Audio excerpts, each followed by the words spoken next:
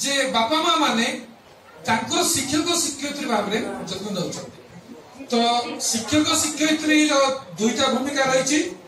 बापा माँ मानकर मध्य दुईटा भूमिका रही जे सेमाने भी शिक्षक शिक्षयित्री सेमाने भी बापा माँ एटी एमाने भी शिक्षक माने बापा माँ एवं शिक्षक शिक्षयित्री तो समस्त भूमिका रही द्वितीय कथा होची जेते गोटे विद्यालय स्थापन होइतिबो ए जो चारिआडे जो बसती अच्छी जो मैंने पाठ पढ़ाऊँ बसती जो शैक्षिक आवश्यकता को पूरण करने जो विद्यालय स्थापन हो तो ठीक अच्छे तो से विद्यालय हूँ गोटे मस्तिष्क एवं बसती गोष्ठी हूँ तार गोटे शरीर भाया जो बापा माँ मैंने ये पाठ पढ़ाई छाड़ी सी जो